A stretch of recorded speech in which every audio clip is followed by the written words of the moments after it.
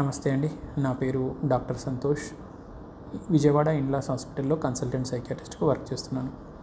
ఈరోజు మనం మానసిక సమస్యతో బాధపడే పేషెంట్లలో చూసే ఒక ముఖ్యమైన భావన టాపిక్ గురించి, ఒక కాన్సెప్ట్ గురించి మనం చెప్పుకోబోతా ఉన్నాం. సాధారణంగా మనకి ఒంట్లో బాగాలేదనుకోండి, వెంటనే మనం ఏం చేస్తాం, ఇంట్లో వాళ్ళకి చెప్తాం, నాకు ఇట్లా బాగా అనిపించట్లేదు, హాస్పిటల్కి వెళ్దాం, డాక్టర్ని కలుద్దామని. సో డాక్టర్ ఏదైతే మందులు ఇస్తూ ఉంటారో ఆ మందుల్ని ఒక కోర్స్ ప్రకారం వాడి ఆపిస్తూ ఉంటాం. కానీ చాలా వరకు సైకియాట్రీ జబ్బులలో ఈ సమస్య ఉందనే ఒక అవగాహన, పరిజ్ఞానం, అంతర్దృష్టి లేదా ఇన్సైట్ అంటారు, అది లోపిస్తూ ఉంటుంది. దానివల్ల వాళ్ళు ఏదైతే లక్షణాలతో బాధపడుతూ ఉంటారో అవన్నీ నిజమే అనుకుంటారు, హాస్పిటల్కి వెళ్ళడానికి నిరాకరిస్తూ ఉంటారు. దానివల్ల జబ్బు ముదురుతూ ఉంటుంది. సో ఇలాంటి పరిస్థితి ఎక్కువగా సైకోటిక్ డిజార్డర్స్లో చూస్తారు. సైకోటిక్ డిజార్డర్స్ అంటే స్కిజోఫ్రీనియా, డెల్యూజనల్ డిజార్డర్ లేదా అనుమానం జబ్బులు, బ్రీఫ్ సైకోసిస్ అంటారు. సో ఇలాంటి కండిషన్లలో ఈ ఇన్సైట్ లేకపోవడం అనేది తరచుగా చూస్తూ ఉంటారు. వీళ్ళని ఏం చేస్తారంటే ఇంట్లో వాళ్ళు బలవంతంగా హాస్పిటల్ తీసుకొని వస్తూ ఉంటారు. లేదా కొన్నిసార్లు నీకు ఏదో నరాల సమస్య ఉంది, తలనొప్పి ఉంది, లేదా ఆకలి సరిగా అవ్వట్లేదు, వీక్ అయిపోతాం, నువ్వు జనరల్ హాస్పిటల్కి వెళ్దామని హాస్పిటల్ తీసుకొస్తారు. వాళ్ళు ముందే చెప్తారు, ఇట్లా చెప్పి తీసుకొచ్చామంటే మీరు పేషెంట్తో మాట్లాడి మందులు ఇవ్వండి అని. లక్షణాలు బాగా ఎక్కువ ఉన్నాయనుకోండి, అలాంటి పేషెంట్ని హాస్పిటల్లో అడ్మిట్ చేసేసి ముందు వాళ్ళకి మంచిగా మందులు స్టార్ట్ చేసేసి కొంచెం జబ్బు లక్షణాలు తగ్గిన తర్వాత కౌన్సిలింగ్తో వాళ్ళలో ఈ అంతర్దృష్టిని పెంచడానికి ప్రయత్నం చేస్తాం. లేదా పేషెంట్స్ అఫోర్డబిలిటీ ఇష్యూస్ ఉన్నాయి, లేదా మేము ఉండలేము హాస్పిటల్లో అనుకున్నప్పుడు మందులు తీసుకెళ్తారు. వాళ్ళకి తెలియకుండా భోజనంలో కలిపేస్తూ ఉంటారు. కొన్నాళ్ళు అట్లా మందులు వాడిన తర్వాత లక్షణాలు కంట్రోల్లోకి వస్తాయి. అప్పుడు పేషెంట్ని కూర్చున్నబెట్టి మనం కౌన్సిలింగ్ ద్వారా వాళ్ళకి ఈ సమస్య గురించినటువంటి పరిజ్ఞానాన్ని పెంపొందించవచ్చు. లేదంటే ఇంక మూడో పరిష్కారం ఏంటంటే depot injections, long acting injections అంటారు. అంటే ఇప్పుడు ఈ మన మందులు ఏదైతే ఇస్తూ ఉన్నామో నోట్ల నుండి ఇవే ఇంజెక్షన్ రూపంలో దొరుకుతాయి. అవి 3 వారాలకు ఒకసారి కానీ నెలకు ఒకసారి ఇవ్వడం వల్ల కూడా లక్షణాలను కంట్రోల్లోకి తీసుకొని రావచ్చు. ఒకసారి లక్షణాలు తగ్గిన తర్వాత అప్పుడు పేషెంట్స్ కౌన్సిలింగ్కి కూడా సహకరిస్తారు. వాళ్ళకి అర్థమవుతుంది ఇంతకుముందు ఎలా ఉండేది, ఇప్పుడు మాకు ఇలా ఉందనేది. ఇంకొక రెండో కేటగిరీ సమస్య ఉంది అని కొంతవరకు ఒప్పుకుంటారు, కానీ వాళ్ళకి వైద్యం తీసుకోవడానికి మనసు ఒప్పదు. అంటే మేము మా విల్ పవర్తో మానేయగలుగుతాం, మేము అనుకుంటే ఆపగలుగుతూ ఉంటామని. చాలా తరచుగా మనం ఆల్కహాల్కి అడిక్ట్ అయిన వాళ్ళ లోపల, స్మోకింగ్ చేసేవాళ్ళు లేదా గ్యాంబ్లర్స్, జూదం అలాంటివి ఆడే వాళ్ళలో చూస్తూ ఉంటాం. అది మొబైల్ ఎక్కువగా వాడేవాళ్ళు, ఇంటర్నెట్ అడిక్షన్ అంటారు. వాళ్ళ లోపల కూడా ఏంటంటే వాళ్ళకు ప్రాబ్లం ఉందని అర్థమవుతుంది, కానీ అసలు ఇది పెద్ద ప్రాబ్లం కాదు, కావాలంటే మానేయగలుగుతూ ఉంటామని చెప్పేసి ఒక రకమైన డినైల్లో ఉంటారు. ఇలాంటి పేషెంట్స్ ఏంటంటే మరీ బాగా ఇబ్బందికరమైన పరిస్థితులు వచ్చినప్పుడు వాళ్ళందరూ వాళ్ళ హాస్పిటల్కి వస్తారు. లేదా కుటుంబ సభ్యులు బతిమలాడో బెదిరించో హాస్పిటల్ తీసుకొస్తారు.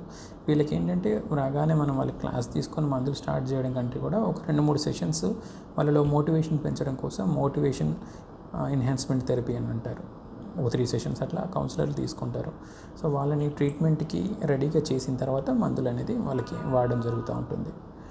కొన్నిసార్లు వాళ్ళు అసలు మోటివేషన్ లేదనుకోండి, ఇంకా హాస్పిటల్లో జాయిన్ చేసినా వైద్యం చేయాల్సిన పరిస్థితి వస్తుంది.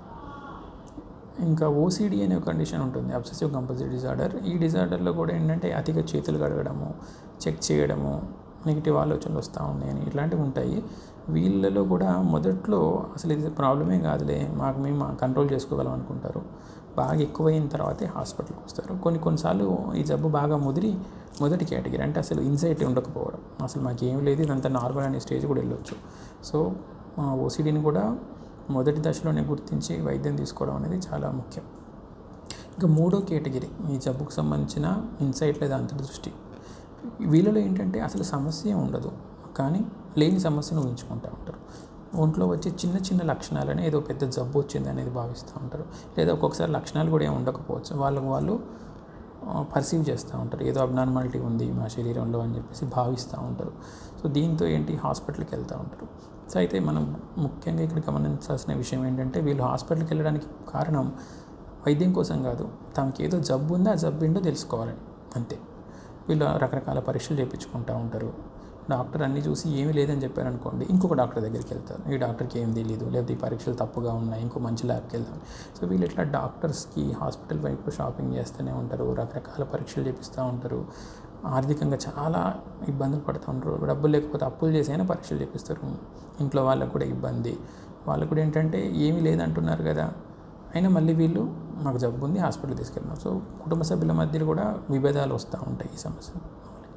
ఎవరైనా సరే మీకు ఎలాంటి ప్రాబ్లం లేదు సైకియాట్రిస్ట్ దగ్గరికి వెళ్ళానంటే ఇంకా డాక్టర్ మీద వీళ్ళకి విపరీతమైన కోపం వస్తూ ఉంటుంది.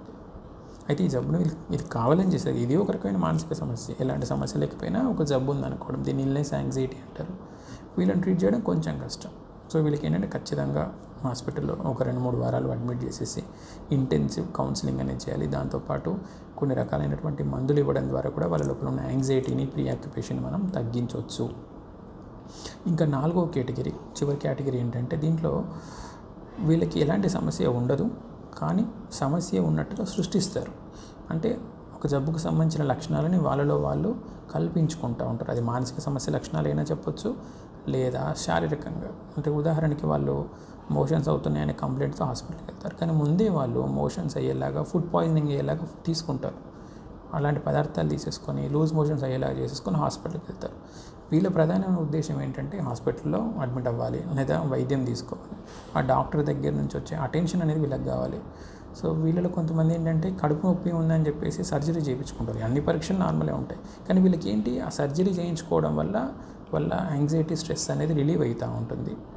సో వీళ్ళ ప్రధానమైన ఉద్దేశం వైద్యం తీసుకోవాలి, మందులు వాడాలి, ఆపరేషన్లు చేయించేసుకోవాలి. దీన్ని ఫ్యాక్టీషియస్ డిజార్డర్ అంటారు.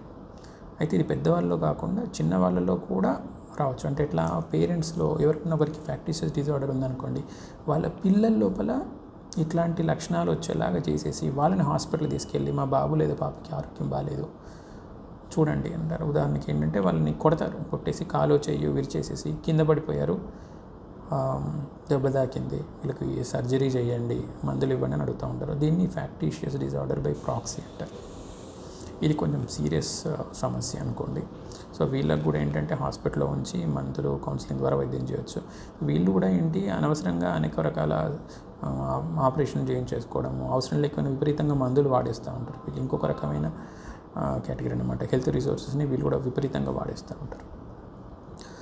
ఇంకా ఈ లక్షణాలను క్రియేట్ చేయడానికి వైద్యము, సర్జరీసే కాకుండా కొన్నిసార్లు కంపెన్సేషన్ కోసం లేదా ఏదైనా లీవ్స్ కోసం, జాబ్స్ నుంచి రిలీవ్ అవ్వడం కోసం కావచ్చు, ఇలాంటి గోల్స్తో కూడా వాళ్ళు కొంతమంది లక్షణాలని వాళ్ళ లోపల కల్పించుకుంటూ ఉంటారు. ఇంజరీస్ ఇన్ఫ్లిక్ట్ చేసుకోవడం కావచ్చు, లేదా సైకలాజికల్ ప్రాబ్లమ్స్ ఉన్నట్టుగా నటిస్తూ ఉంటారు. దాన్ని మ్యాలింగరింగ్ అంటారు. ఇది చాలా రేర్ కండిషన్. మన దేశంలో కొంచెం తక్కువగానే చూస్తూ ఉంటాం అనుకోండి. బయట దేశాలలో ఏంటంటే మిలిటరీ పోస్టింగ్స్ అలాంటివి ఉన్నప్పుడు కంపల్సరీ మిలిటరీ పోస్టింగ్స్ ఉంటాయి కదా, అలాంటివి చేయలేక వాళ్ళు ఇలాంటి లక్షణాలు చెప్పడానికి అవకాశం ఉంది. మన దగ్గర కూడా ఏంటంటే ఏదన్నా కాలేజ్ ఇష్టం లేదు, స్కూల్ ఇష్టం లేదు, ఒక పని చేయడం ఇష్టం లేదనుకోండి, వాటి నుంచి తప్పించుకోవడం కోసం కొన్ని లక్షణాలని వాళ్ళు ఫీల్ చేయొచ్చు. ఇది మెడికల్ డయాగ్నోసిస్ కాదనుకోండి. సో ఇట్లా ఒక సమస్య ఉందనే పరిజ్ఞానము లేదా అంతర్దృష్టిని బేస్ చేసుకొని ఇలా డిఫరెంట్ కేటగిరీస్ ఆఫ్ పేషెంట్స్ని మనం చూస్తూ ఉంటాం అన్నమాట. Thank you.